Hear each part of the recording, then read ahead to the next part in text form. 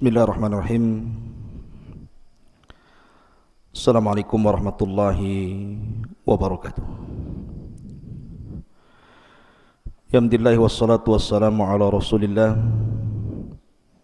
wa ala alihi wa sahbihi wa mawalah wa la hawla wa la quwata illa billahi wa ba'du.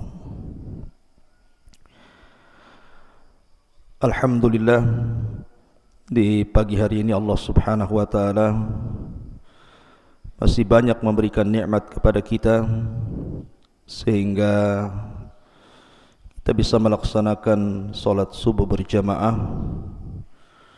Kemudian kita ikuti dengan talabul ilmi walaupun lewat media. Dan pembahasan masih bicara tentang silsilah duka di negeri Palestina, di mana di pagi hari ini kita akan membahas tentang sejarah hitam dan kelamnya bangsa Yahudi dari zaman ke zaman. Ma'asyiral muslimin yang dimuliakan Allah Subhanahu wa taala, ada beberapa poin sebelum saya menjelaskan tentang sejarah kelam bangsa Yahudi ini. Yang pertama, kalau cerita tentang Yahudi ataupun Bani Israel, tentu tidak semua Yahudi dan Bani Israel itu memiliki sejarah hitam dan kelam. Karena di antara mereka ada mukmin yang saleh dan juga ada orang-orang yang fasik dan zalim. Dan itu digambarkan dalam beberapa ayat dalam Al-Quran, di antaranya surah As-Sajdah ayat 23-24. Walaqad atayna Musal kitaba fala takun fi miryatin min liqa'i wa ja'alnahu hudan li bani Israil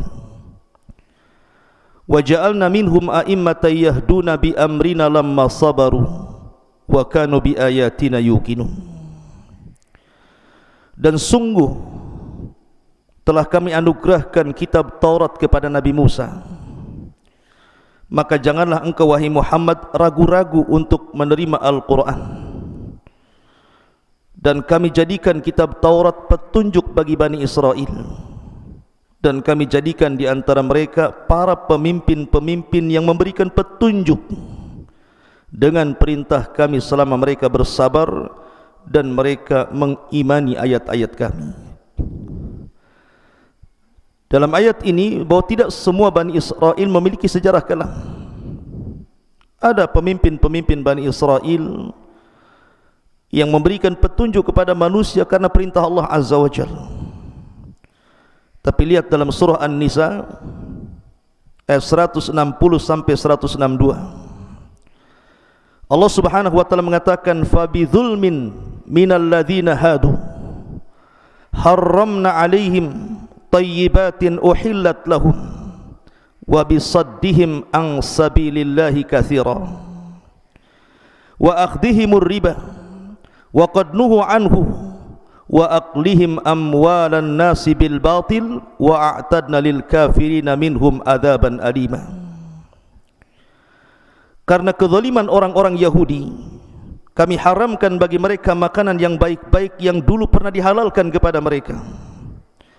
Dan karena mereka sering menghalangi manusia dari jalan Allah, dan karena mereka menjalankan riba padahal sungguh mereka telah dilarang darinya, dan karena mereka memakan harta dengan cara yang tidak sah alias batil, dan kami sediakan untuk orang-orang kafir di antara mereka adab yang sangat pedih. Maka dari dua ayat ini menunjukkan bahwa tidak semua Yahudi ataupun Bani Israel jahat, tidak. Ada orang-orang baik di antara mereka. Ini yang pertama. Yang kedua, akan tapi secara umum Bani Israel yang lama, maksudnya Bani Israel tempo dulu, rata-rata mereka adalah orang-orang yang kufur dan bermaksiat kepada Allah Azza wa Jalla. Artinya sedikit sekali di antara mereka yang tidak kufur. Makanya Allah Subhanahu wa taala menyebutkan dalam surah Al-Maidah ayat 66, walau annahum aqamut taurata wal injil wa ma unzila ilaihi mir rabbihim la akalu min fawqihim wa min tahti arjulihim minhum ummatan muqtasidatun wa katsirun minhum sa'a ma ya'malun. Dan sekiranya mereka sungguh-sungguh menjalankan hukum Taurat dan Injil serta Injil dan Al-Quran yang turun kepada mereka dari Tuhannya, niscaya mereka akan mendapatkan makanan dari atas mereka dan dari bawah kaki mereka. Di antara mereka ada sekelompok yang jujur dan taat, dan kebanyakan di antara mereka sangat buruk apa yang mereka lakukan. Dari sini juga ada kaidah bahwa Bani Israel kebanyakan kufur. Ada di antara mereka yang baik, tapi kebanyakan mereka bermaksiat kepada Allah Subhanahu wa ta'ala. Itu ditunjukkan juga dalam surah yang lain, surah Al-Imran 110, walau amana ahlul kitabi lakana khairan lahum minhumul mu'minuna wa aktsaruhumul fasikun. Kalaulah ahlu kitab, maksudnya Yahudi dan Nasrani, itu beriman, tentu itu lebih baik bagi mereka. Tetapi sebagian mereka beriman dan kebanyakan mereka fasik. Ini kaidah yang kedua. Yang ketiga, bahwa permusuhan orang-orang Yahudi kepada kita kaum muslimin itu permusuhan yang mustamir. Wa anna adawatahum daim, artinya permusuhan ini tidak mungkin dihentikan. Sehebat apapun negara-negara Islam untuk menghentikan kekejaman Israel kepada Palestina atau kekejaman Yahudi kepada orang-orang yang beriman, itu tidak bisa dihentikan. Karena memang Al-Quran yang mengatakan seperti itu. Disebutkan dalam surah Al-Baqarah 217, wala yazaluna yuqatilunakum hatta yaruddukum an dinikum in istata'u. Dan mereka akan senantiasa memerangi kalian sampai kalian keluar dari agama kalian sebisa mereka. Dan juga Allah mengatakan, wala tarda ankal yahudu wala nasara hatta tattabi'a millatahum. Tidak akan redha selamanya. Lan di sini yufidu ta'bid, artinya selamanya orang-orang Yahudi itu dan Nasrani tidak akan ridha kepada kalian sampai kalian mengikuti agama mereka. Artinya kita tidak heran kalau orang-orang Yahudi membantai kaum muslimin, memerangi kaum muslimin dengan seluruh kemampuan mereka, karena itu sudah dicantumkan dalam Al-Quranul Karim. Kemudian yang keempat, ma'asyiral muslimin yang dimuliakan Allah Subhanahu wa ta'ala, bahwa Allah mengisyaratkan dalam Al-Quran, Allah mengisyaratkan dalam Al-Quran bahwa akan terjadi kehinaan dua kali, kehancuran dua kali bagi bangsa Yahudi. Dan itu disebutkan dalam surah Al-Isra ayat 4. Allah mengatakan, wa qadayna ila bani Israila fil kitabi latufsidunna fil ardi marrataini wa la ta'luwanna uluwan kabira.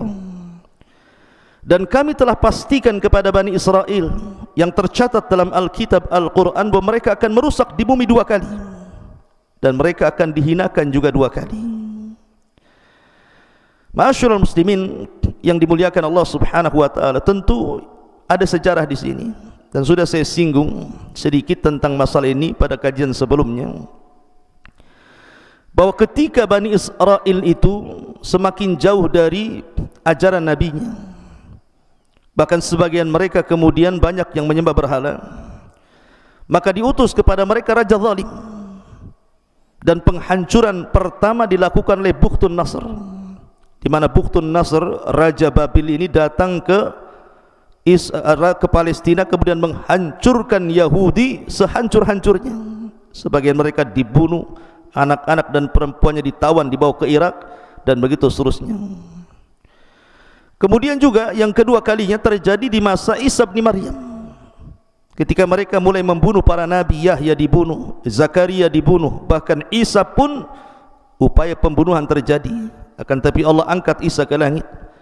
Maka didatangkan kepada mereka orang-orang Romawi, orang Romawi ini kemudian kembali menjajah Bani Israel sampai akhirnya mereka terhina 2 kali.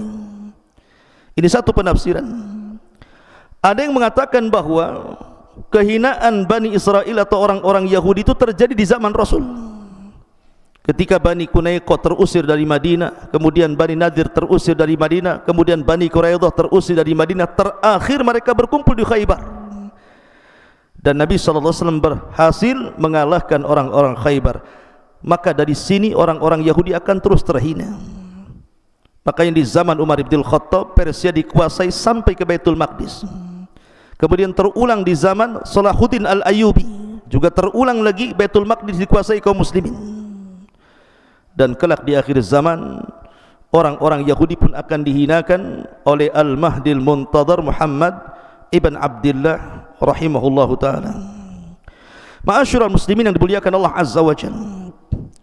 Kemudian yang nomor 5, Allah Subhanahu wa ta'ala mengatakan dalam surah Al-Imran ayat 111, lan yadhurrukum illa adha wa yuqatilukum yuwallukumul adbar thumma la yunsarun. Mereka tidak akan membahayakan kamu kecuali gangguan-gangguan kecil saja, dan jika mereka melarang kamu, niscaya mereka mundur berbalik ke belakang, kalah artinya selanjutnya mereka tidak mendapatkan pertolongan Allah Azza wa Jalla. Artinya sehebat apapun orang-orang Yahudi menyerang kaum muslimin, itu tidak akan membahayakan kaum muslimin kecuali sedikit. Walaupun sekarang pertempuran sengit Israel kepada Palestina, maka itu bagian-bagian riak-riak kecil saja. Sebab kalau betul-betul bertempur kaum muslimin dengan orang-orang Yahudi, di mana seluruh kaum muslimin dunia bersatu, mereka tidak ada apa-apanya. Karena Allah Subhanahu wa ta'ala yang mengatakan lan yadhurrukum illa adha wa yuqatilukum yuwallukumul adbar thumma la yunsarun. Mereka tidak akan membahayakan kamu kecuali gangguan-gangguan kecil saja, dan jika mereka memerangi kamu, niscaya mereka akan kalah mundur ke belakang, selanjutnya mereka tidak akan ada pertolongan sama sekali. Ma'asyiral muslimin yang dimuliakan Allah Subhanahu wa ta'ala, baik kita akan masuk kepada sisi gelap bangsa Yahudi dari zaman ke zaman. Ma'asyiral muslimin yang dimuliakan Allah Azza wa Jalla, berkembangnya orang-orang Yahudi itu terjadi di Mesir. Jadi ketika Nabi Allah Yusuf alaihi salatu wassalam memboyong seluruh keluarga ayahnya Yakub, kemudian putra-putra Yakub yang 12 itu beranak pinak berketurunan, akhirnya kemudian mereka berkembang cukup pesat di Mesir sehingga mereka disebut Bani Israel. Karena Israel itu nisbat kepada Yakub. Yakub itu artinya Israel. Kenapa disebut Israel? Ada yang mengatakan bahwa Yakub itu selalu berjalan tengah malam untuk tafakur, memandang kekuasaan Allah Azza wa Jalla. Dan berjalan tengah malam dalam bahasa Arab itu disebut Isra. Makanya ada perjalanan Rasul itu Isra Mi'raj. Kenapa Isra? Karena perjalanan tengah malam.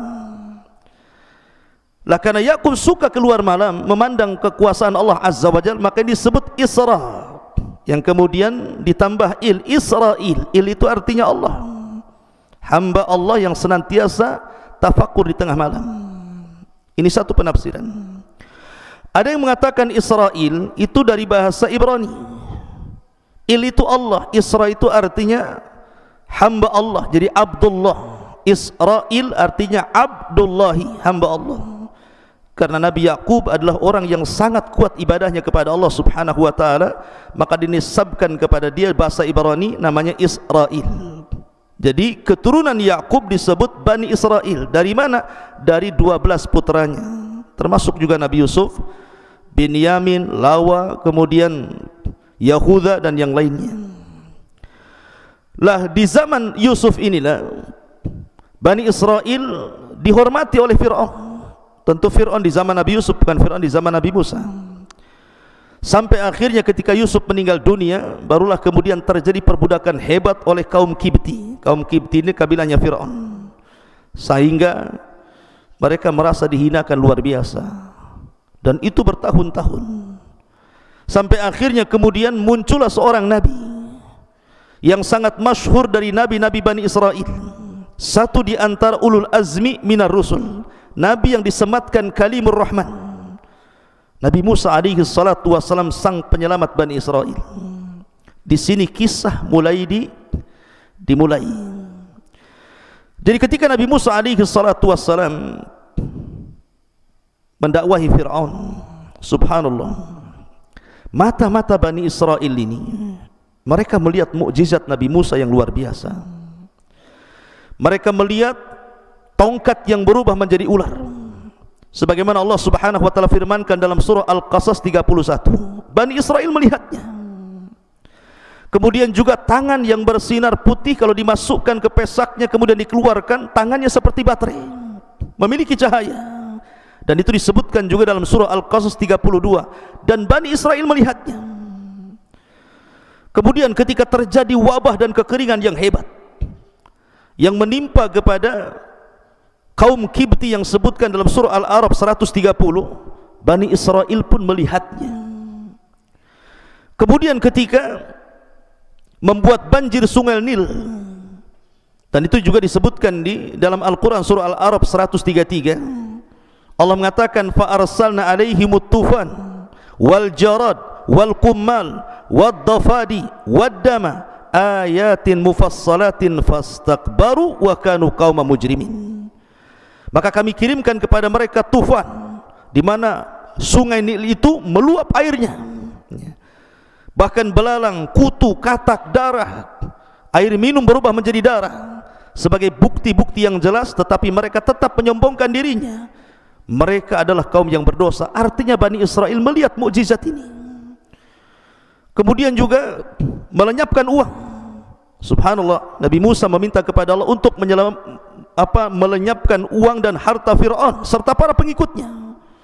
Dalam tafsir yang disebutkan, maksud uang di sini adalah emas di zaman itu kan pakai emas uangnya. Sehingga Allah Subhanahu wa taala mengatakan dalam surah Yunus ayat 88. Kemudian juga ketika membelah lautan, Nabi Musa membelah lautan, Bani Israel betul-betul melihatnya.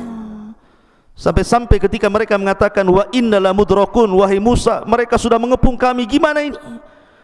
Musa menenangkan Bani Israel dan mengatakan, tenang, inna ma'iyallah sayahdin, kebersamaan kita dengan Allah akan berikan petunjuk. Akhirnya kemudian dipukulkan tongkat itu di Laut Merah. Laut Merah menjadi 12 jalan sesuai dengan jumlah kabilah. Bani Israel melihatnya. Kemudian juga mengeluarkan air dari bebatuan, sebagaimana Allah Subhanahu wa taala menyebutkan dalam surah Al-A'raf 160. Wa idhistasqa Musa liqaumihi faqul nadrib bi asakal hajar fanfajarat min khuthnata asyrata aina. Dan ingatlah ketika Musa memohon air untuk kaumnya, lalu Allah berfirman, pukullah batu itu dengan tongkatmu, lalu mancarlah air darinya 12 mata air. Bani Israel betul-betul melihatnya. Artinya Bani Israel itu diberikan karunia mampu melihat mukjizat Nabi Musa. Akan tetapi saya katakan, walaupun Bani Israel melihat begitu banyak mukjizat yang Allah tampakkan di hadapan mereka dari Nabi Musa alaihi salatu wassalam, tapi Bani Israel ini kaum yang kufur, tidak bersyukur, keras kepala, degil. Bahkan ketika baru saja dilewatkan dari sungai Nil, kemudian Fir'aun ditenggelamkan dan mereka melihatnya. Ketika Fir'aun sudah tenggelam itu, mereka enggak percaya Fir'aun tenggelam, sehingga mereka meminta Nabi Musa untuk diperlihatkan jasadnya. La haula wala quwata illa billah.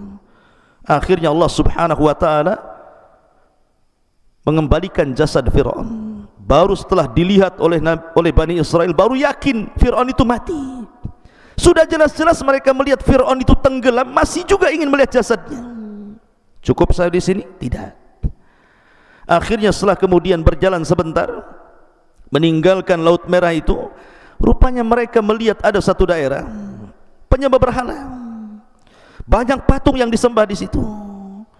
Sehingga Allah Subhanahu wa taala gambarkan dalam surah Al-A'raf 138, wajawazna bani Israil bi bani Israil al-bahra. Kemudian fa'atau ala qaumin ya'kufuna ala asnamil lahum qalu ya Musa ij'al lana ilahan kama lakum alihah qala innakum qaumun tajhalun. Kata Allah, ketika kami sudah selamatkan nih Bani Israel nih dari kejaran Fir'aun dan tidak ditenggelamkan di Laut Merah, tiba-tiba mereka lewat di sebuah kaum yang mereka i'tikaf terhadap patung-patung mereka. Tiba-tiba mereka mengatakan, ya Musa, jadikan untuk kami banyak Tuhan sebagaimana mereka juga banyak Tuhan. Musa marah dan mengatakan, kalian ini kaum yang jahil. Ayat ini pernah dibacakan Rasul ketika perang Hunain. Jadi sahabat ini dalam perang Hunain itu kan banyak orang yang baru masuk Islam. Dalam perjalanan perang itu melihat pohon bidara yang sangat besar. Teringat kepada sejarah ketika mereka di masa jahiliyah kalau berperang itu selalu tabaruk dengan pohon itu, menggantungkan pedang-pedang mereka di situ. Sehingga mereka mengatakan kepada Nabi SAW, ya Rasulullah ij'al lana dhata anwat kama lahum dhatu anwat. Ya Rasul, jadikan gantungan pedanglah untuk kami tabarruk sebagaimana mereka juga punya gantungan pedang. Rasul marah. Akhirnya Nabi SAW sampai bertakbir 3 kali dan mengatakan, qultum kama qalat banu Israil li Musa. Kata-kata kalian itu persis seperti permintaan Bani Israel kepada Musa, ij'al lana ilahan kama lahum aliyah. Jadikan banyak Tuhan sebagaimana mereka juga banyak Tuhan. Kalian ini kaum yang jahil, sudah dapat hidayah mau sesat, begitu artinya. Lihat, Bani Israel ini sudah diselamatkan, sudah tampak mukjizat Nabi Musa, masih juga mau kufur. Ya. Bagaimana sejarah ini terulang? Ma'asyiral muslimin yang dimuliakan Allah Subhanahu wa taala. Kemudian juga masih dalam perjalanan menuju negeri yang disucikan, banyak peristiwa di sini yang menunjukkan sejarah kelam dan hitamnya bangsa Yahudi saat bersama Nabi Musa menuju Palestina. Di antaranya adalah ketika mereka lewat di sebuah tempat, mereka tidak bisa keluar dari situ. Jadi mereka nyasar, mungkin bahasa kitanya, tidak bisa keluar dari situ. Rupanya diingatkan Nabi Musa oleh para uqalah, orang-orang yang berakal atau tokoh-tokoh dari Bani Israel ini, bahwa ada wasiat Nabi Yusuf. Ada wasiat Nabi Yusuf. Sebelum Nabi Yusuf meninggal dunia, Nabi Yusuf meminta agar jasadnya tidak dikubur di Mesir, tapi dibawa ke Palestina, dikubur di Palestina. Ini yang menjadikan tersesatnya Musa dan Bani Israel karena tidak membawa jasad Nabi Yusuf. Dari sini ada kisah di zaman Nabi SAW.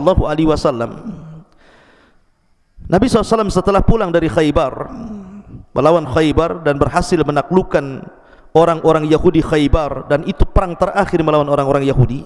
Pulang Rasul dengan para sahabat kehabisan bekal. Di tengah jalan dia pun mampir di seorang nenek dari nenek-nenek Bani Israel, nenek-nenek Yahudi, nenek Yahudi di zaman Rasul yang berada di perbatasan kota Madinah. Maka Rasul minta dijamu. Maka nenek itu pun menjamu Rasul dan para sahabatnya, memberikan makanan dan begitu seterusnya. Tiba-tiba kemudian Nabi SAW mengatakan, ingat bahwa Nabi itu tidak pernah melupakan kebaikan orang. Sekecil apapun kebaikan, pasti Nabi akan mengingatnya dan akan membalasnya. Makanya Nabi SAW mengatakan, nek, kau sudah berbuat baik kepadaku, sekarang kira-kira timbal balik dari kebaikanmu itu apa? Maka nenek ini mengatakan, ya Muhammad, saya tidak ingin apapun kecuali berikan pembantu kepadaku, biar aku tidak bekerja keras. Yang kedua, berikan unta kepadaku supaya aku tidak jalan kaki, aku punya kendaraan. Kemudian yang ketiga, berikan kalban yahrusu ghanami, anjing yang bisa menjaga ternak-ternakku. Kemudian berikan ini itu macam-macam. Heran Rasul, ini kebaikan secuil tetapi balasannya minta banyak. Maka Nabi SAW mengatakan kepada nenek Yahudi ini, nek, kata Nabi SAW, lemahkah dirimu untuk seperti nenek di zaman Bani Israel? Lemahkah dirimu wahai nek untuk seperti nenek di zaman Bani Israel? Sahabat heran, apa maksudnya Rasulullah ini? Maka Nabi SAW menceritakan, dahulu Nabi Musa pernah tersesat bersama Bani Israel karena tidak membawa jasadnya Nabi Yusuf. Dan tidak ada yang tahu kuburan Nabi Yusuf kecuali seorang nenek dari Bani Israel. Akhirnya kemudian Nabi Musa pun mendatangi nenek itu. Kemudian kata Nabi Musa, wahai nenek, tunjukkan di mana kuburan Nabi Yusuf. Nenek itu mengatakan, ya Nabi Allah, bisa saja aku tunjukkan di mana kuburannya, tetapi tidak semudah itu, ada imbalannya. Kata Nabi Musa alaihi salatu wasalam, apa imbalannya? Maka nenek itu mengatakan, an akuna ma'aka fil jannah, jadikan aku temanmu di surga. Nabi Musa kaget, hanya menunjukkan di mana kuburan Nabi Yusuf, permintaannya sebagai timbal baik kebaikannya supaya dia menjadi teman Nabi Musa di surga. Surga bukan milik Nabi Musa. Nabi Musa terdiam sampai akhirnya Jibril datang mewahyukan kepada Nabi Musa bahwa nenek itu pantas mendapatkan itu. Akhirnya ditunjukkanlah kuburan Nabi Yusuf, kemudian digali karena jasad Nabi tidak mungkin dimakan tanah, masih tetap utuh. Akhirnya kemudian dibawalah jasadnya Nabi Yusuf menuju Palestina. Lihat bagaimana wanita di zaman Rasul hubbud dunya, sangat mencintai dunia, padahal orang sudah tua itu lebih dekat kepada akhirat dibandingkan kepada dunia. Ma'asyiral muslimin yang dimuliakan Allah Subhanahu wa taala. Kemudian juga setelah Nabi Musa alaihi salatu wasallam terus berjalan, di antara peristiwa-peristiwa dalam perjalanan itu, ketika Nabi Musa alaihi salatu wassalam diuji oleh Allah Subhanahu wa taala tidak bisa keluar di padang pasir. Alasannya karena Bani Israel tidak bisa diajak kerjasama. Ketika mereka sampai di perbatasan Palestina, tinggal masuk saja ke Palestina lewat jalur Ariha, kota tertua di dunia. Tiba-tiba mereka takut dengan orang-orang Kan'aniyun, penduduk asal Arab yang sudah tinggal di Palestina sebelumnya. Sehingga kemudian mereka mengatakan kepada Nabi Musa alaihi salatu wassalam, karena lancang, lihat lancangnya Bani Israel, orang-orang Yahudi ini, idhab anta wa rabbuka faqatila inna hahuna qaidin. Wahai Musa, kalau kau ingin mengajak perang kami tidak sanggup, sudah lelah kami berjalan. Kalau kau ingin perang sana sendiri, ajak Tuhanmu berperang berdua, biar kami nonton di sini siapa yang kalah siapa yang menang. Dari situlah Allah Subhanahu wa taala turunkan azab kepada Bani Israel. Ketika mereka berada di padang pasir, disebar kabut di mana-mana, sehingga mereka tidak bisa keluar dari negeri itu. Bayangkan, kabut di mana-mana. Setiap mereka berjalan ke sana, balik lagi ke sini. Makanya Allah Subhanahu wa taala menyebutnya dalam Al-Qur'an sebagai ardutih, negeri linglung. Mereka dilinglungkan, tidak bisa keluar dari situ. Bayangkan, itu padang pasir. Tidak ada tanaman, tidak ada air, tidak ada tumbuh-tumbuhan, betul-betul padang pasir kering kelontang. Kalau seandainya bukan karunia Allah, mereka bisa mati kelaparan. Tetapi Bani Israel ini degil. Mereka datang kepada Nabi Musa meminta makanan yang turun dari langit, ma'idatan minas sama. Ditolak Nabi Musa? Tidak. Nabi Musa tidak menolaknya. Nabi Musa justru mengabulkannya. Akhirnya Nabi Musa alaihi salatu wasallam berdoa kepada Allah Subhanahu wa taala. Dari situlah Allah Subhanahu wa taala tiba-tiba kemudian menurunkan dua makanan yang sangat lezat. Yang pertama disebut al-manna, yang kedua disebut salwa. Manna itu semacam madu, salwa itu semacam daging burung. Ada yang mengatakan roti yang ada daging di dalamnya, itu manna salwa. Dan itu sudah diletakkan Allah Azza wa Jalla di waktu mereka harus makan. Jadi kalau seandainya makan 3 kali, pagi, siang, sore, mereka tinggal ngambil saja. Kemudian mereka mengeluh kepada Nabi Musa, ya Musa, tidak ada pohon, kami panas. Akhirnya Nabi Musa alaihi salatu wasallam berdoa, kemudian didatangkan awan di kepala mereka. Awan ini menaungi mereka dari panas matahari. Kemudian mereka mengatakan, ya Musa, kami haus. Akhirnya Nabi Musa alaihi salatu wassalam memukulkan tongkat di batu, kemudian terpancar 12 mata air. Wa idhistasqa Musa liqaumihi faqul nadrib bi asakal hajar fanfajarat min khuthnata asyrata aina. Kenapa tidak satu mata air untuk rame-rame? Kenapa mesti 12? Karena Bani Israel itu satu kabilah dengan kabilah yang lainnya bermusuhan. Makanya Allah mengatakan apa? Tahsabuhum jami'an wa qulubuhum syatta. Kau lihat mereka bersatu. Tidak, orang Yahudi itu mereka bercerai-berai di antara mereka. Makanya biar tidak ribut, dibuat masing-masing mata air. Kabilah Benyamin sendiri, kabilah Yusuf sendiri, kabilah Yahuda sendiri, kabilah Lawa sendiri, dibuat masing-masing. Karena mereka terkenal suka bertikai. Lama mereka diberikan nikmat oleh Allah Subhanahu wa taala seperti itu. Tapi apa yang terjadi? Rupanya mereka bosan memakan manna dan salwa itu. Akhirnya kemudian karena bosannya memakan manna dan salwa, maka mereka pun meminta kepada Nabi Musa alaihi salatu wassalam untuk makan makanan yang lain. Kami pengen sayuran, kami pengen bawang-bawangan. Nabi Musa alaihi salatu wassalam heran dengan perilaku Bani Israel. Kenapa diberikan makanan yang enak tetapi memilih makanan yang tidak enak? Makanya Allah Subhanahu wa taala gambarkan di dalam Al-Qur'an sendiri tentang bagaimana kisah Bani Israel yang meminta kepada Nabi Musa makanan selain makanan yang telah dianugerahkan kepada mereka dari langit. Allah Subhanahu wa taala menjelaskan dalam surah Al-Baqarah, di antaranya adalah ketika mereka meminta makanan-makanan itu, Nabi Musa sempat marah dan mengatakan, ihbitum misran fa inna lakum ma sa'altum. Kalau kalian ingin sayur-sayuran, ingin bawang-bawangan, kalian tinggal turun ke kota-kota. Misran di sini bukan Mesir, artinya kota-kota. Kalian tinggal turun ke kota-kota, ke desa-desa, ke daerah-daerah, tinggal beli dapat. Tapi manna dan salwa ini berbeda. Karena manna dan salwa ini makanan dari langit. Lah sebab itulah akhirnya Allah Subhanahu wa taala hinakan orang-orang Yahudi, hinakan Bani Israel karena mereka menentang nabinya.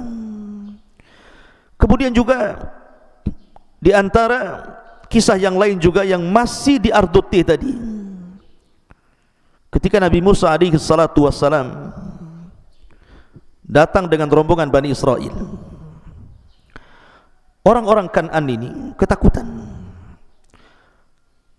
Lah ada seorang murid Nabi Musa yang menguasai Ismul A'zam, nama-nama yang sangat agung, yang kemudian ditugaskan Nabi Musa untuk berdakwah di negeri Kan'an.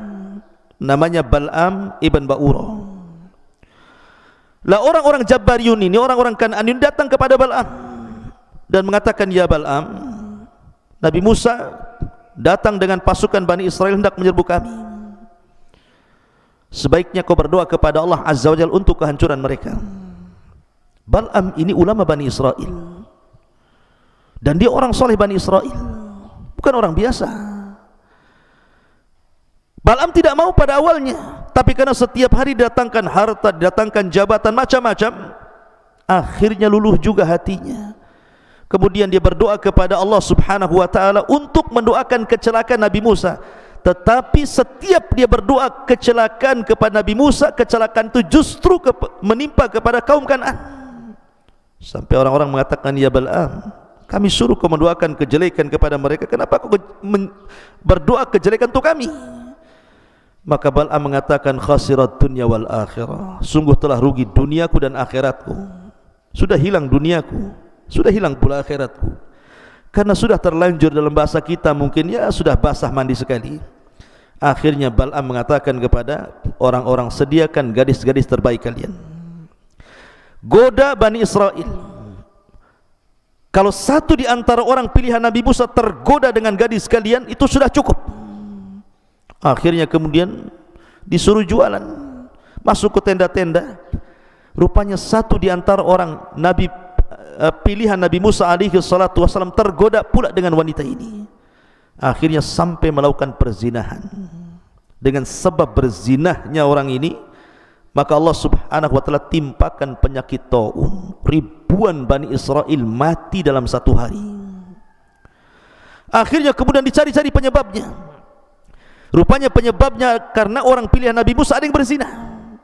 Maka diutuslah seseorang untuk membunuh orang itu, masuk ke dalam tendanya, kemudian dilihatnya dia sedang berzina, ditombak dari punggungnya menancap sampai ke perut wanitanya, kemudian dibawa kayak sate ke luar tenda sambil mengacungkan ke langit dan mengatakan, hakadha liman asak, jazaan liman asak, beginilah balasan bagi orang yang telah bermaksiat kepadamu ya Rabb.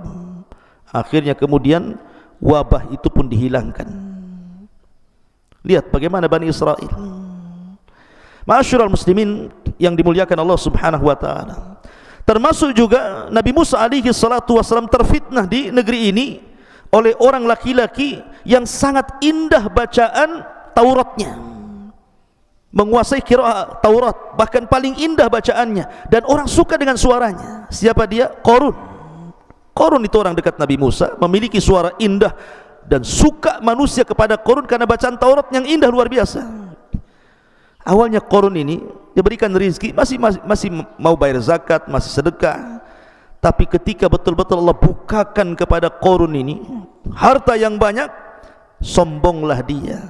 Lebih parahnya, dia memerintahkan seorang pelacur yang hamil untuk mengakui bahwa dia dihamili Nabi Musa. Terjadilah mubahalah di sini. Maka Nabi Musa marah, akhirnya berdoa kepada Allah, dan Allah perintahkan Nabi Musa untuk memerintahkan bumi menenggelamkan Fir'aun. Wa khasafna bihi wa bidarihil ardh. Akhirnya Allah tenggelamkan Qarun dan seluruh hartanya. Makanya ada istilah harta Qarun. Ma'asyiral muslimin yang dimuliakan Allah Subhanahu wa taala. Cukup sampai di sini kisahnya? Tidak. Masih banyak kisahnya. Ketika Nabi Musa alaihi salatu wassalam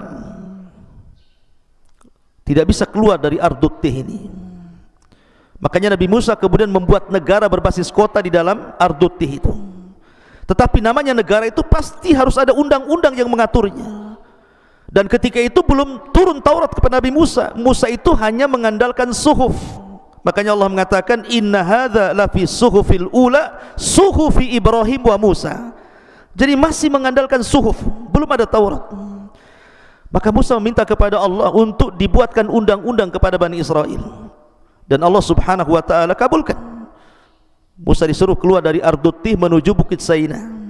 Ketika itu Musa mengatakan kepada Harun, pimpin Bani Israel, aku tidak lama, hanya 40 malam saja. Berkat Nabi Musa. Ketika 40 malam ini, rupanya 10 hari sebelum kepulangan Nabi Musa, Bani Israel kufur. Kenapa kufur? Rupanya ada orang munafik di zaman itu yang membuat patung anak sapi namanya Samiri. Samiri inilah yang kemudian memurtadkan sebagian besar Bani Israel. Karena ketika Bani Israel ini dari Mesir melintasi Laut Merah itu, sebagian mereka merasa terbebani dengan emas-emasnya, karena sebagian emas itu adalah emasnya milik kaum Kibti. Sebagian mereka upah tapi belum bekerja, ada yang juga yang pinjam, dan itu diharamkan dalam syariat Nabi Musa, sehingga mereka membuang emas-emas di lautan. Lah Samiri ini berjalan di belakang, dia kutip emas-emas itu. Makanya dari emas-emas itulah akhirnya Samiri membuat patung sapi. Dan Samiri ini ketika itu sangat dekat jaraknya dengan Nabi Musa. Ketika Nabi Musa tiba-tiba di sampingnya ada orang yang berbaju putih, tiba-tiba memerintahkan sesuatu, kaget Samiri. Kenapa pula Nabi Musa diperintah-perintah orang? Nabi Musa, Samiri sudah mulai curiga ini, jangan-jangan itu malaikat. Ya, memang itu malaikat Jibril. Ketika Nabi Musa hendak memukulkan lautnya supaya rapat, kata Jibril, tunggu dulu, sampai Fir'aun di tengah lautan. Baru setelah kemudian Fir'aun di tengah-tengah, kata Jibril, pukulkan sekarang. Baru dipukulkan, rapatlah lautan, tenggelamlah Fir'aun. Musa ini memperhatikan orang yang berbaju putih itu. Ketika orang berbaju putih dinaik kuda putih, diperhatikan tempat pijakannya. Setiap dia memijak, diambil pasirnya, memijak, diambil pasirnya. Dan ingat bahwa simbol kematian itu kambing dan simbol kehidupan itu kuda. Makanya ketika penduduk sorga masuk ke dalam sorga dan penduduk neraka itu masuk ke neraka, maka ji'a bil maut, didatangkan kematian dalam bentuk kambing gibas, kemudian disembelih oleh Allah, kemudian diserukan kepada penduduk sorga, la mautalakum khuludun la mautalakum, dan disuruhkan kepada neraka juga khuludun la mautalakum. Di sini Allah simbolkan kematian dengan kambing gibas. Maka simbol kehidupan adalah kudanya Jibril. Makanya ketika Samiri kemudian membuat patung anak sapi itu, kemudian dimasukkan tuh pasir bekas pijakan kaki kuda Jibril ke mulut patung anak sapi itu, tiba-tiba lahu khuar, mengeluarkan suara, hidup tapi bisa bergerak, tidak bisa bergerak tetapi bisa bersuara. Dari situ kata Samiri kepada Bani Israel, lihat bagaimana Musa jauh-jauh ke Bukit Saina cari Tuhannya pada Tuhannya di sini, maksudnya patung anak sapi. Dari situ akhirnya sebagian besar Bani Israel murtad. Musa diwahyukan Jibril tentang murtadnya Bani Israel, bergegas dia balik. Ketika dia balik betul-betul sudah murtad sebagian besar mereka, maka dia marah kepada Harun, ditariknya janggutnya, ditariknya kepalanya, kemudian mengatakan, apakah engkau hendak memecah belah Bani Israel? Kata Harun, ya Musa, aku tidak seperti dirimu, kau kuat, Bani Israel takut, aku lemah, mereka mengancam hendak membunuhku, aku hanya bisa menasihati tapi tidak bisa melarang mereka. Akhirnya kemudian Musa pun memecahkan papan Taurat, kemudian mengumpulkan orang-orang yang murtad, kemudian mereka disuruh untuk bertobat. Dan Allah Subhanahu wa taala gambarkan, faqtulu anfusakum, tobat kalian, kalian harus membunuh diri-diri kalian. Ketika itu mereka tidak mau. Bagaimana membunuh diri-diri mereka dengan pisau-pisau gitu kan? Karena mereka tidak mau, maka Musa marah, kemudian berdoa kepada Allah Subhanahu wa taala, diangkatnya bukit Tur di atas kepala mereka. Ketika bukit Tur di atas kepala mereka, Musa mengatakan, kalian mau bertobat atau bukit ini kami timpakan kepada kalian, mati juga. Ya. Akhirnya mereka memilih untuk mati bertobat, dan bukit Tur dikembalikan kepada asalnya. Mereka pun saling membunuh di antara mereka, dan itu bentuk tobatnya. Lihat bagaimana kedegilan Bani Israel, ditinggal 40 malam bisa kufur. Ya. Ma'asyiral muslimin yang dimuliakan Allah Subhanahu wa taala. Kemudian juga peristiwa yang lain yang terjadi selama perjalanan Nabi Musa alaihi salatu wassalam, ketika orang-orang ingin mendengar kalam Allah, mereka meminta kepada Nabi Musa, ya Musa, kami ingin mendengar bagaimana Tuhanmu bicara denganmu. Karena Nabi Musa itu disebut kalimullah, Nabi yang suka berdialog dengan Allah. Akhirnya Nabi Musa kabulkan, ayo, tapi ikut saya ke Bukit Saina. Akhirnya Musa pun berangkat duluan dan mereka belakangan. Sesampainya Nabi Musa di Bukit Saina itu, Nabi Musa berdialog dengan Allah, suaranya terdengar. Karena ketika itu banyak kabut, suaranya terdengar oleh Bani Israel yang ada di belakangnya. Jadi sengaja Allah memperdengarkan suaranya kepada Nabi Musa dan kepada Bani Israel, 70 pilihan Bani Israel yang ikut di belakangnya. Tapi karena ada terhalang kabut, mereka hanya bisa mendengar dialognya Musa dengan Rabbnya, Allah Subhanahu wa ta'ala. Setelah kabut itu hilang, akhirnya mereka pun masih kurang yakin. Sampai-sampai mereka mengancam Nabi Musa dan mengatakan, lan nu'mina laka hatta narallaha jahrah. Wahai Musa, kami belum yakin sampai kami melihat Tuhanmu. Padahal awalnya mereka minta diperdengarkan suara Allah, sekarang minta pula diperlihatkan. Kurang ajar tidak tuh? Apa yang terjadi? Maka Allah mengatakan, fa akhadathhumus sa'iqatu wa antum tanzurun. Allah kirim petir sehingga mereka semua mati. Setelah kemudian mereka mati, Allah hidupkan kembali. Baru mereka sadar bahwa permintaan itu mustahil. Bagaimana mungkin Allah bisa dilihat? Tapi lihat bagaimana degilnya Bani Israel kepada nabinya, sampai sedemikian rupa mereka meminta permintaan kepada Nabi Musa alaihi salatu wassalam. Ma'asyiral muslimin yang dimuliakan Allah Azza wa Jalla, bukan itu saja. Nabi Musa itu punya kebiasaan kalau mandi sendiri, tapi kalau Bani Israel mandi itu bareng-bareng di sungai. Sama dengan orang kampung ya, zaman dulu itu kalau mandi kan rame-rame itu di sungai. Sehingga mereka menuduh Nabi Musa itu punya cacat di badannya. Makanya Nabi SAW bersabda, yarhamullahu Musa qad udhiya bi akthar min hadza fasabar. Sungguh Allah merahmati Nabi Musa, banyak kali ujian Nabi Musa itu, tapi dia sabar. Difitnah kehormatannya Bani Israel. Musa itu jangan-jangan badannya banyak penyakitnya, ada lepranya atau apa gitu ya. Jadi suatu ketika Nabi Musa mandi. Nah, mandi di sini mungkin Bani Israel sebelah sana begitu ya. Dia letakkan pakaian di atas batu. Rupanya batu ini tiba-tiba hidup berjalan. Nabi Musa kebingungan karena pakaiannya di atas batu tuh. Batunya berjalan, dikejar sama Nabi Musa. Rupanya batu itu melewati Bani Israel yang sedang mandi. Maka Bani Israel melihat Nabi Musa yang sedang telanjang mengejar-ngejar batu. Mereka baru melihat, demi Allah tidak ada badan yang lebih indah dibandingkan sosok Nabi Musa alaihi salatu wasallam. Baru mereka sadar bahwa apa yang mereka tuduhkan tidak benar. Lihat, sampai mereka mencacati kehormatan Nabi Musa alaihi salatu wassalam. Ma'asyiral muslimin yang dimuliakan Allah Subhanahu wa taala. Kemudian juga ketika Musa alaihi salatu wassalam meninggal dunia, kemudian juga sebelumnya Harun alaihi salatu wassalam meninggal dunia di negeri Ti, maka 40 tahun setelahnya datang generasi kedua, generasi terbaru dan pemimpin yang baru, Yusha ibn Nun, dan berhasil masuk ke negeri Ariha dan mengalahkan Ardu Kan'an sampai menguasai Baitul Maqdis.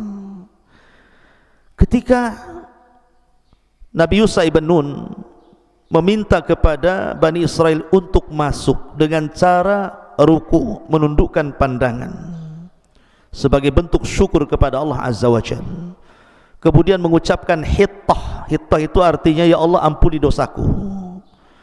Apa yang terjadi? Mereka tidak mau menundukkan pandangan, justru mereka berjalan dengan cara berbalik, mundur begitu. Kan menghina namanya. Bukan hanya itu saja, disuruh mengucapkan hittah malah hintah. Kalau hittah itu, ya Allah saya minta ampun dari dosa-dosaku. Kalau hintah itu, ya Allah berikan makanan kepada aku. Bayangkan, orang suruh minta ampun malah minta makan. Nah, inilah Bani Israel. Semua nabi yang dikirim ditentang dia. Makanya wajar kalau Allah mengatakan fariqan kadzabtum wa fariqan taqtulun. Sebagian kalian ada yang mendustakan para nabi, sebagian kalian ada yang membunuh para nabi. Ma'asyiral muslimin yang dimuliakan Allah Azza wa Jalla. Bahkan ketika kemudian Yusha ibn Nun meninggal dunia, kemudian Palestina ini dikuasai oleh Jalut. Akhirnya mereka meminta kepada nabi yang terakhir, nabi yang memimpin mereka namanya Samuel. Itu nabi terakhir itu, yang memimpin Bani Israel di masa hukum Qudot namanya. Mereka datang kepada Nabi Samuel dan mengatakan, ya Nabi Allah, kami sudah bosan dipimpin para nabi, kami ingin dipimpin para raja biar kami bisa jaya kembali, tolong pilihkan raja untuk kami. Akhirnya Nabi Samuel ini memilihkan Tolut. Tolut ini orang miskin, la mala wa rajah, tidak punya harta, tidak punya kehormatan. Sudah dipilihkan seorang nabi, tidak mungkinlah nabi memilih sembarang. Mereka mengatakan, ya Nabi Allah, kenapa mesti Tolut? Kenapa nggak ada orang lain? Raja itu kan harusnya kuat, harusnya punya kecerdasan, harusnya punya harta yang banyak. Ini siapa Tolut ini? Kami tidak kenal dia.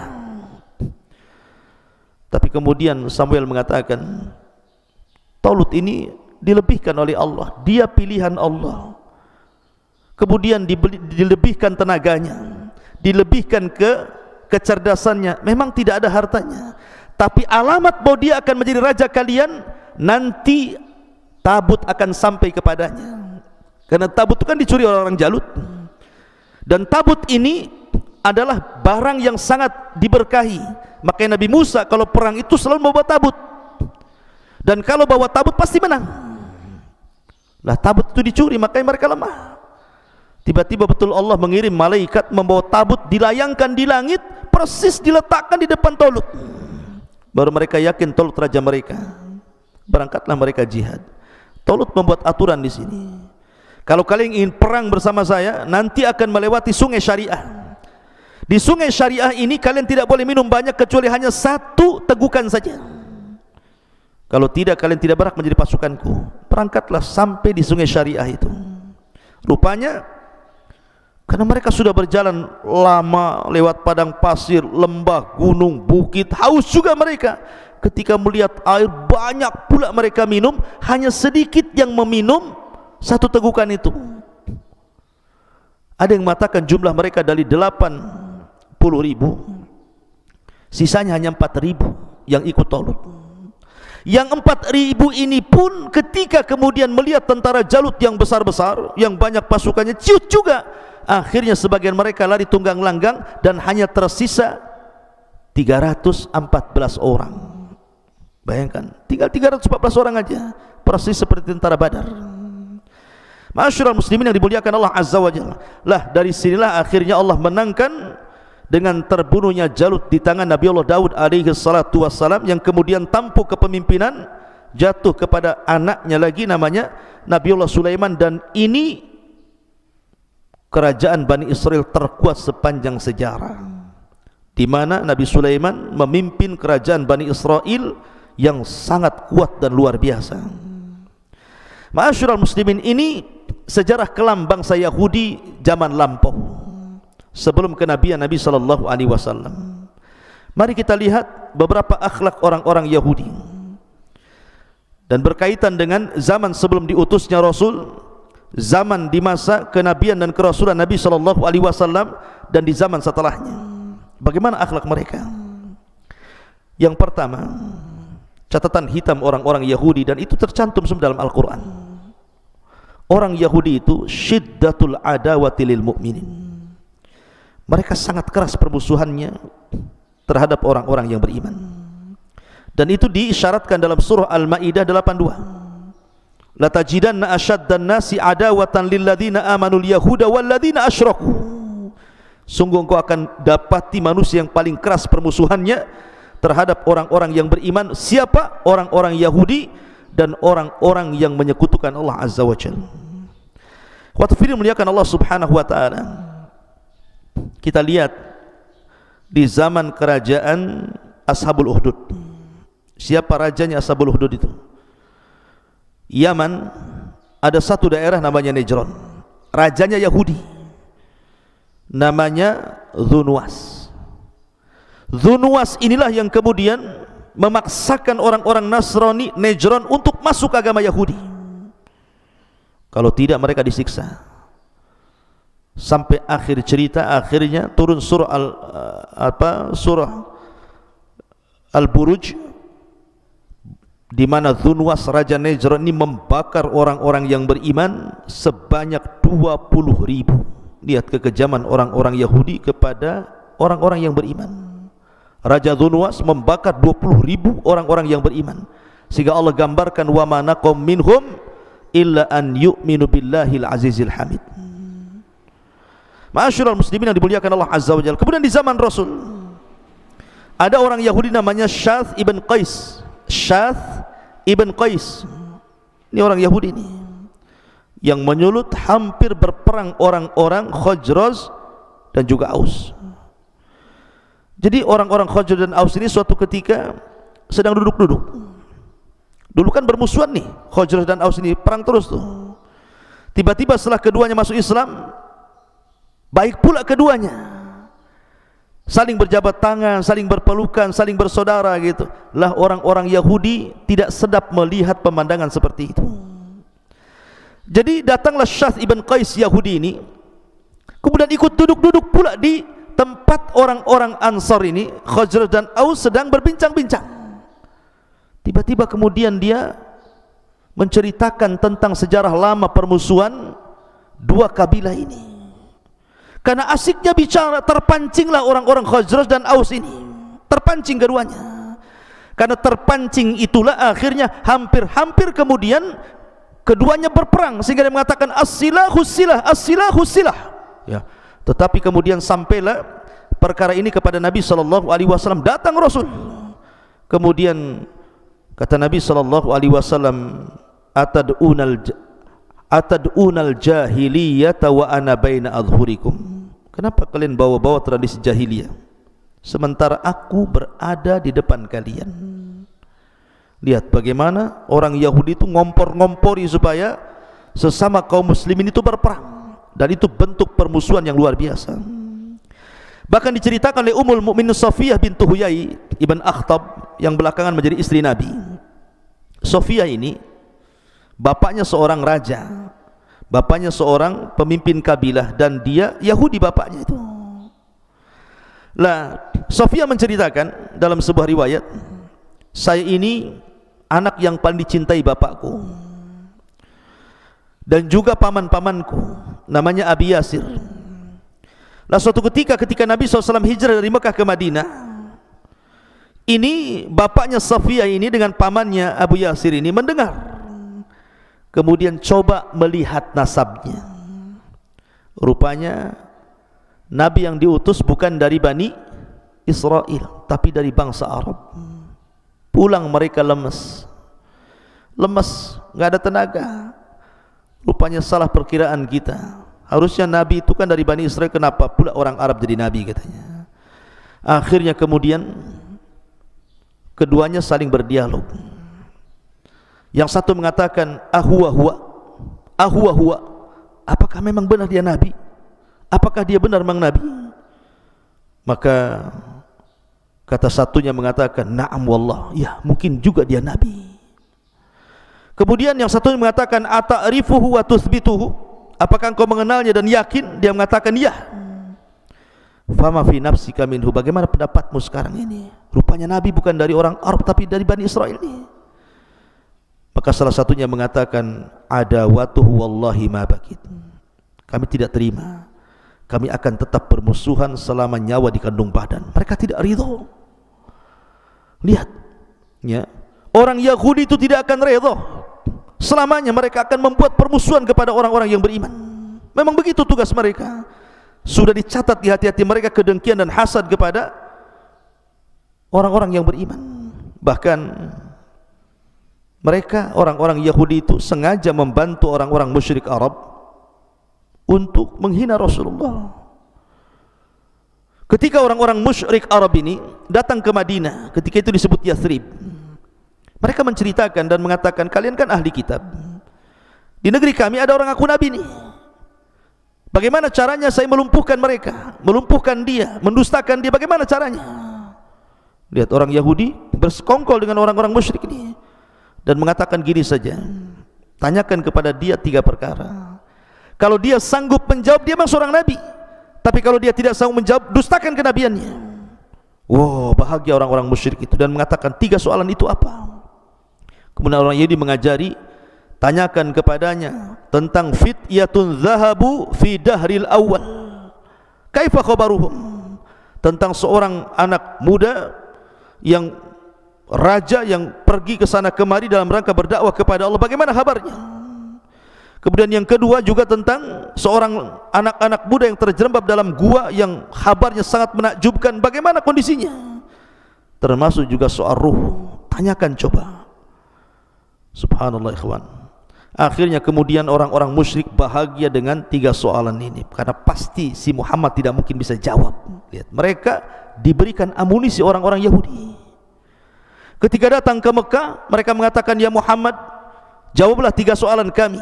Kalau kau bisa menjawab, kami beriman. Kalau tidak bisa menjawab, kudustakan kenabianmu.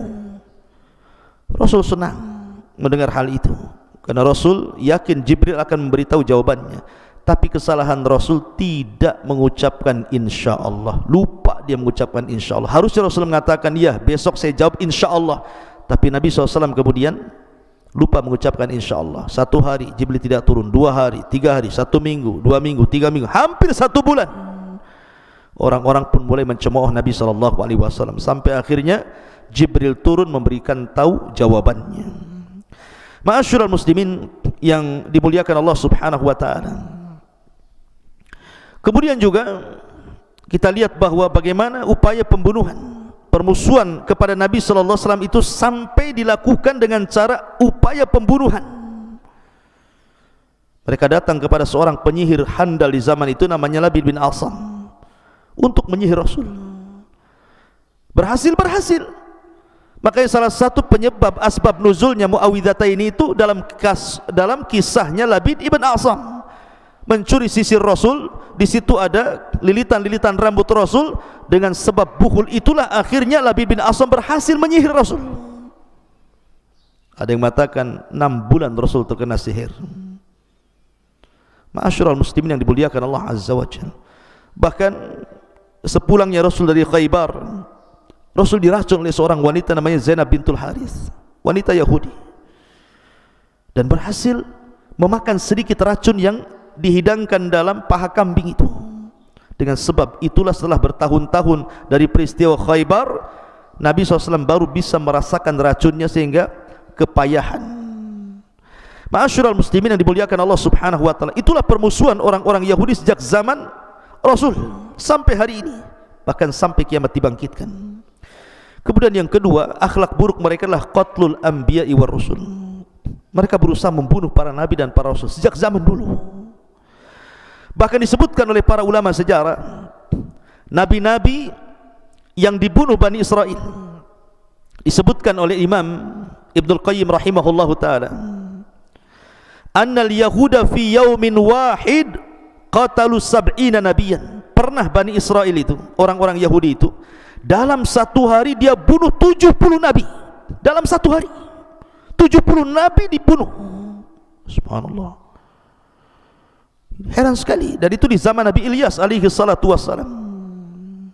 Bahkan masih kata-kata Imam Abdul Qayyim rahimahullah ta'ala, bal qatalu asyara alaf nabi.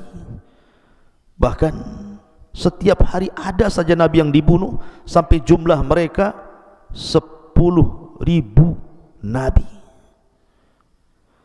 10.000 nabi dibunuh oleh orang-orang Yahudi. Nah, di antara nabi-nabi yang dibunuh itu yang sangat masyhurlah kisahnya Nabi Yahya, dibunuh oleh orang-orang Yahudi dengan cara dipenggal kepalanya. Kemudian Nabi Zakaria digergaji ketika disembunyi dalam pohon, juga dibunuh oleh orang-orang Yahudi. Kemudian juga upaya pembunuhan kepada Isa bin Maryam, tapi Allah angkat Isa ke langit sehingga tidak jadi dibunuh, karena Isa salah satu ulul azmi minar rusul, dan Rasul bukan Nabi, sehingga tidak ada Rasul yang dibunuh. Kemudian juga di antara Nabi yang dibunuh adalah Yusa ibn Nun.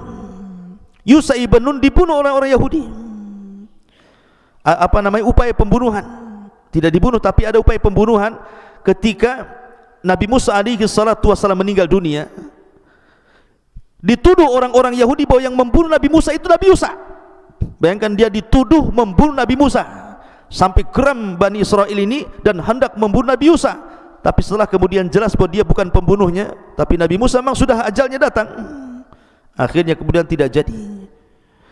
Kemudian juga ada nabi namanya Nabi Sya'iyah, salah satu Sya'iyah ibn Amis, Sya'iyah ibn Amsiyah, dari nabi-nabi Bani Israel, itu pun dibunuh oleh orang Yahudi. Kemudian Nabi Armiyah juga itu dibunuh oleh orang Yahudi, termasuk Nabi Daniel. Nabi Daniel juga dibunuh orang-orang Yahudi di Mesir. Kemudian juga Nabi Hazkiel dibunuh. Kemudian juga Nabi Amus dibunuh. Bahkan saya katakan upaya pembunuhan pun terjadi kepada para nabi, termasuk Rasul sallallahu alaihi wasallam. Jadi banyak sekali nabi-nabi yang dibunuh, sampai Allah Subhanahu wa taala jelaskan dalam Al-Qur'an, yaqtulunal anbiya bighairil haq. Mereka membunuh para nabi tanpa hak dibenarkan.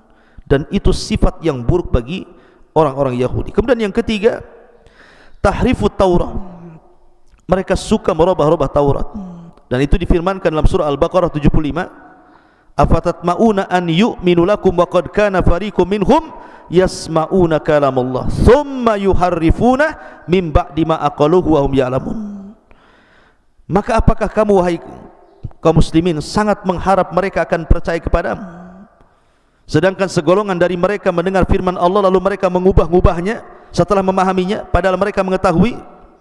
Itulah kebiasaan orang Yahudi merubah kitab-kitab suci. Ma'asyiral muslimin yang dimuliakan Allah Azza wa Jalla, salah satu kisahnya adalah disebutkan oleh Ibnu Jarir rahimahullahu ta'ala dengan sanad dari Ibn Zaid. Jadi ketika Nabi Musa alaihi salatu wassalam pulang membawa papan Taurat. Kemudian sebagian mereka sudah murtad, papan itu dilempar sampai berkecai. Dengan sebab itulah menyimpangnya Bani Israel, karena papannya sudah hancur, untuk merangkai kembali susah. Lah, ditambah-tambah kemudian tangan-tangan kotor orang-orang Yahudi yang mereka betul-betul merubah-rubah. Contoh yang mudah saja, ketika terjadi perang Persia dan Romawi, kemudian Persia mengalahkan Romawi. Banyak orang-orang Yahudi yang tergabung di Romawi itu, mereka karena takut diperbudak akhirnya lari ke sana kemari minta suaka. Salah satunya lari ke kota Madinah yang dulu disebut Yathrib. Lah, mereka berkeyakinan kenapa sampai di kota Madinah? Karena dalam perjanjian lama mereka bahwa di situ akan muncul seorang nabi. Sampai dalam mempelajari nabi yang akan muncul di akhir zaman itu, ya'rifunahu kama ya'rifuna abna'ahum, mengenali nabi yang muncul itu lebih kenal dibandingkan anak-anak mereka. Tapi setelah datang nabi itu, apa yang terjadi? Mereka hapus nama Ahmad dan Muhammad dalam Taurat mereka. Yuharrifunal kalima ammawadi, mereka merubah-rubah isi Taurat, tidak mengakui adanya kenabian Rasul sallallahu alaihi wasallam. Padahal kita dalam Islam sangat mengakui Isa sebagai nabi Nasrani dan Musa sebagai nabi Yahudi, tapi mereka mengingkari nabi kita. Bahkan ada kisah di zaman Nabi SAW, ada tokoh Yahudi namanya Abdullah ibn Salam. Abdullah ibn Salam ini tokoh besar Yahudi di zaman itu di Madinah. Kemudian dia mengatakan, ya Rasulullah atau ya Muhammad, inni sa'iluka anil asya la ya'lamuha illa nabi. Oke Muhammad, saya akan bertanya 3 perkara. Kalau kau bisa menjawab, memang kau seorang nabi. Kemudian kata Rasul, apa pertanyaannya? Maka kata Abdullah ibn Salam ini, yang pertama, awal tanda-tanda kiamat itu apa? Yang kedua, makanan penduduk surga yang pertama dimakan itu apa? Yang ketiga, kalau bayi lahir, kenapa pula mirip bapak ibunya? Kemudian Rasul menjawab 1, 2, 3, dijawab oleh Rasul dan semua benar. Tiba-tiba Abdullah bin Salam mengatakan, asyhadu an la ilaha illallah wa asyhadu annaka Rasulullah. Aku bersaksi bahwa tidak ada sembahan yang berhak disembah kecuali Allah dan engkau adalah utusan Allah. Masuk Islamlah Abdullah ibn Salam. Dia tokoh Yahudi besar. Kemudian Abdullah ibn Salam mengatakan, ya Rasulullah, panggillah orang-orang Yahudi, tanya mereka soal diriku sebelum kau kabarkan keislamanku kepada mereka. Maka Rasul memanggil orang-orang Yahudi, kemudian Abdullah ibn Salam disembunyikan. Kemudian kata Nabi SAW, bagaimana menurut kalian tentang Abdullah bin Salam? Maka mereka memuji dan mengatakan, Sayyiduna wabnu Sayyidina, dia adalah tuan kami, anak dari tuan kami. Alimuna wabnu alimina, dia adalah orang yang paling alim di antara kami, dia orang anak yang paling alim di antara kami. Dipujinya Abdullah bin Salam. Sudah dipuji, tiba-tiba keluar Abdullah bin Salam. Kemudian mengatakan, kata Abdullah bin Salam, asyhadu an la ilaha illallah wa asyhadu anna Muhammadar Rasulullah. Tiba-tiba setelah dia mengucapkan 2 kalimat syahadat di hadapan orang-orang Yahudi, berbalik pujian itu menjadi celaan. Safihuna wabnu safihina, dia orang jahil kami, anak dari orang jahil kami. Hakiruna wabnu hakirina, dia orang yang paling hina di antara kami, anak orang yang paling hina di antara kami. Subhanallah, dicelanya Abdullah bin Salam. Begitulah mereka. Makanya kemudian Allah Subhanahu wa taala turunkan ayat ya, tentang masalah ini, tentang masalah Abdullah bin Salam, sampai akhirnya orang-orang Yahudi ini mengatakan kepada Nabi sallallahu alaihi wasallam, "Oke Muhammad, sebenarnya malaikat siapa yang turun kepadamu memberikan wahyu kepadamu?" Kata Nabi SAW, "Jibril datang kepadaku." Ketika mendengar kalimat Jibril, marah mereka. "Oh, Jibril yang terlibat perang itu ya?" katanya. "Coba kalau kau katakan yang turun kepadamu bukan Jibril tapi Mikail yang membawa rizki kepada kami, kami beriman. Tapi karena yang menurunkan wahyu Jibril kepadamu, maka Jibril musuh kami. Kami tolak syariatmu." Dari sini turun surah Al-Baqarah 9798. "Qul man kana aduwwa li Jibril fa innahu nazzalahu ala qalbika biidznillah musaddiqan lima baina yadayhi wa huda wa busyra lil mu'minin man kana aduwan lillah wa malaikatihi wa rusulihi wa jibril wa mikal fa innallaha adu lil kafirin. Turun ayat ini, barang siapa yang musuhi Allah, malaikatnya, rasulnya, Jibril, Mikail, maka dia adalah musuh Allah subhanahu wa ta'ala. Mereka lah musuh. Fa innallaha, sungguhnya Allah musuh bagi orang-orang kafir. Ma'asyiral muslimin yang dimuliakan Allah subhanahu wa ta'ala, banyak tentang akhlak-akhlak orang Yahudi, masa kelam dan gelap orang-orang Yahudi, karena waktu juga yang sangat sedikit. InsyaAllah kita akan lanjutkan di lain kesempatan, melanjutkan tentang sejarah hitam dan kelamnya bangsa Yahudi dari zaman ke zaman.